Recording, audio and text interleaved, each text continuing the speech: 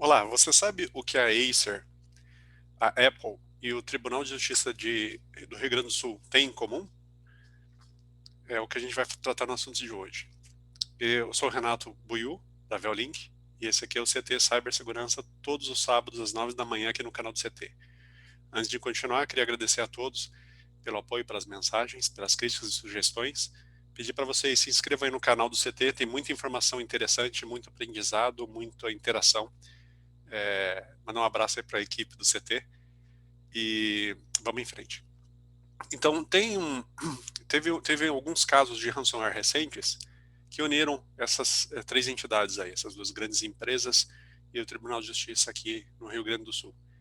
É um caso de ransomware de um time de invasão, né, na verdade uma gangue, vamos dizer assim, que usa um ransomware para criptografar os dados e depois extorquir dinheiro dessas empresas e também do tribunal.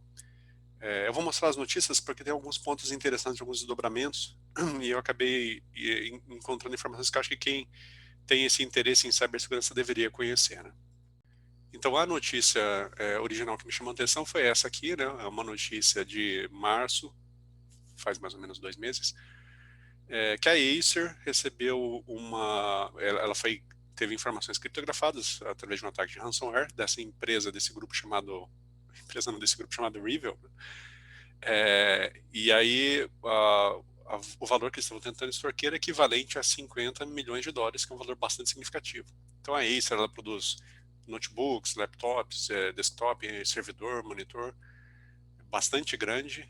Aqui o artigo menciona que ela tem uma receita de quase 8 bilhões de dólares teve, né, em 2019.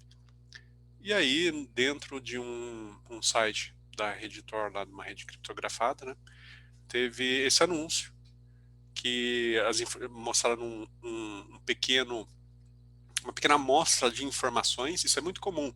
Quando um grupo hacker consegue acesso a informações confidenciais de alguém ou de alguma empresa, eles colocam na internet uma pequena amostra dos dados, criptografam as informações na origem, e aí eles usam as duas pontas da extorsão. Eles tentam extorquir a empresa ou a pessoa a pagar um valor para não ter os dados revelados, e stalking também para descriptografar os dados para a empresa ou pessoa ter o acesso às suas informações. Por isso que tem algumas práticas que a gente vai falar aqui no decorrer desse papo que são interessantes. Então a gente deveria se preparar para esse cenário. É algo que a gente já vem conversando aqui há algum tempo, né, no programa. Então, de um modo geral, as empresas negam que elas vão pagar quando sofrem uma ameaça desse tipo, né? Eles dizem que não entraram em contato, só entram em contato com as autoridades, divulgam geralmente uma nota que, na maior parte dos casos, é uma nota bem sucinta, assim, as empresas não gostam de falar muito isso, ainda existe um certo tabu em falar que uma determinada empresa sofreu um ataque de cibersegurança. O que foi interessante é que esse aqui na época, foi o caso de maior valor solicitado como extorsão. Então, um valor de equivalente a 50 mil dólares, e eles sempre fazem o seguinte: olha, se vocês têm que pagar em 8 dias, se vocês não pagarem nesses 8 dias, o valor dobra. Isso é o padrão de todo criminoso, não só no caso cibernético, também num tipo de extorsão de resgate, por exemplo, pedido de resgate, é a mesma coisa. Eles tentam gerar esse fator de ansiedade, de pressa, para que a vítima pague logo o valor do resgate.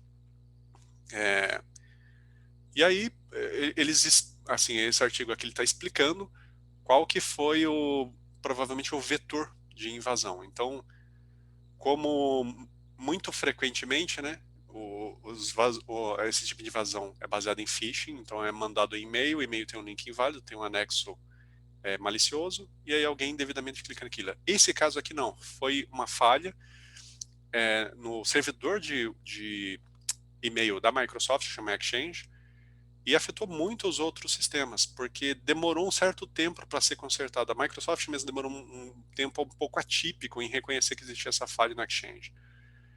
Então, é interessante porque um pouco depois, aí eu estou falando de abril, aconteceu essa notícia de um grande fabricante, o segundo maior fabricante de placas do mundo, que chama Quanta Computer.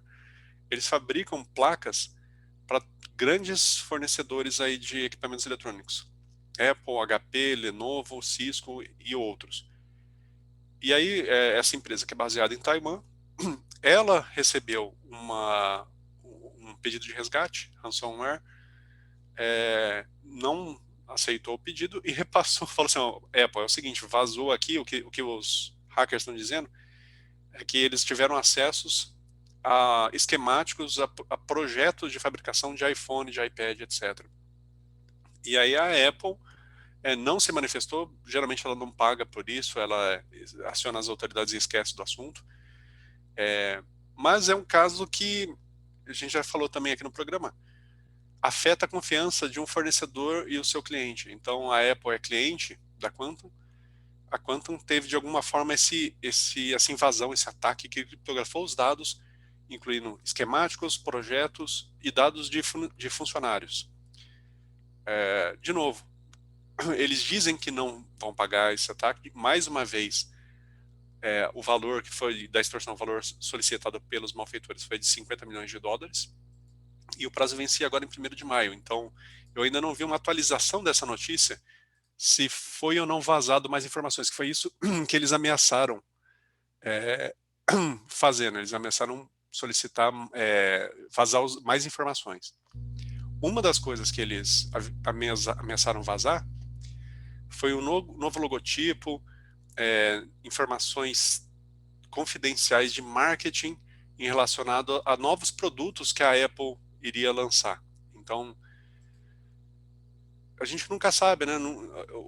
Geralmente as empresas elas são tanto refratárias em ter transparência nisso, o que é uma prática um pouco, na minha opinião, é uma prática que deveria ser repensada, né? Então teve essa invasão e aí eles não assumiram muito bem que teve invasão, não deram muito detalhe, só disseram assim, ó, vamos falar com as autoridades, a gente não vai falar com a imprensa sobre isso, com os blogs, etc.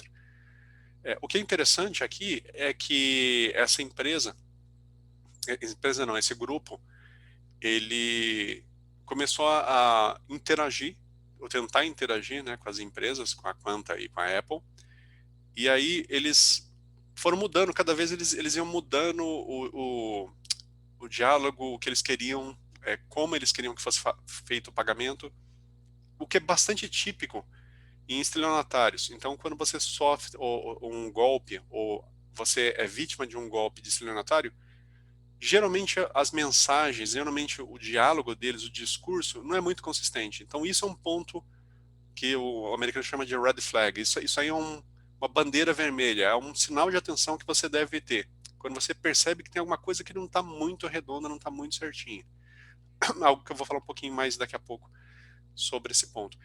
Então, esse grupo, eles inclusive fazem uma operação do tipo ransomware como service. Então, eles vendem parte da exploração das vítimas dele para outras entidades terroristas ou para outras pessoas maliciosas, bandidos, né?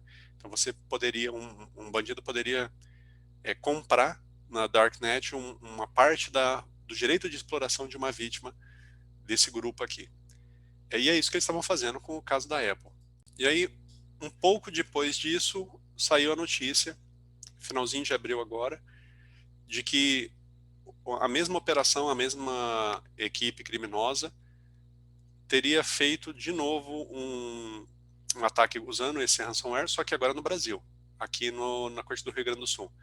Aliás, esse é o mesmo ataque que aconteceu no finalzinho do ano passado, eu falei sobre isso aqui no programa, lá em Brasília. Então teve um ataque também no Tribunal de Justiça lá, e aparentemente a mesma coisa. O que é interessante aqui é que acabou vazando algumas imagens de troca de mensagens da equipe de TI, alegadamente, tá, da equipe de TI lá do tribunal. Tudo parece que, tudo indica que isso aqui são mensagens fidedignas, trocadas em grupos de WhatsApp, aparentemente, né? E dá para perceber que o pessoal está muito preocupado, porque eles percebem que eles vão ter que restaurar backup. E o que é interessante aqui é que essa troca de mensagens apareceu através de um profissional da área de cibersegurança que ele tem esse Instagram, esse Twitter, BruteBee. Então eu achei bem interessante, eu li algumas publicações dele, parece ser um cara realmente um homem ou uma mulher, não sei, ele não deixa claro aqui, mas parece ser alguém que trabalha bem interessante, com coisas muito interessantes no mundo de cibersegurança. Então ele se coloca como um engenheiro de engenharia reversa de malware, então ele estuda os vírus, os ransomware para tentar entender como eles funcionam, pesquisador dessa área também e analista de segurança. Parece ser, inclusive, alguém interessante para a gente conversar com ele no futuro. E ele coloca bem grande, logo na abertura do Twitter dele, que o único lugar seguro para os seus arquivos, para os seus dados, é offline, ou seja, não conectado na rede. Então, por isso que os backups seguros são offline, são criptografados fora da rede. Se eu precisar resgatar, eu desconecto a rede e recupero o backup antes de reconectar a rede, depois de corrigir os problemas de segurança. Então, eu estava lendo aqui o Twitter dele, vendo alguns posts que ele fez sobre esse caso, e aí eu acabei vendo um outro caso que eu achei bem interessante de mencionar aqui para vocês, que é de uma intrusão, né, na verdade um phishing, uma tentativa de phishing feita afetando o Itaú, então um grande banco brasileiro, né, um dos maiores bancos brasileiros. Você percebe que recebe um link aí pelo seu e-mail dizendo, olha, sua conta do Itaú, você precisa entrar e regularizar seus dados, etc. Aquele tipo de coisa que a gente recebe todo dia. E aqui, eventualmente por uma mensagem SMS, você recebe um link que parece ser do Itaú.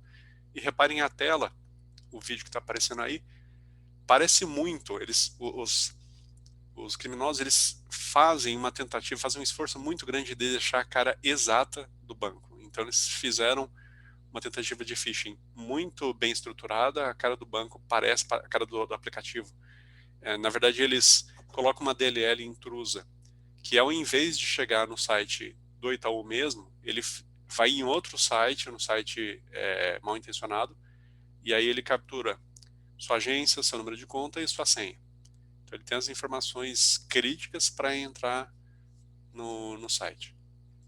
Vocês percebem que sempre a proteção nesses casos, fazer backup, desconfiar, utilizar software, sites seguros, então conferir sempre essas coisas, né? Estou acessando o site certo, a barrinha está certa, não clicar em links de e-mail, não acreditar em milagres, em grandes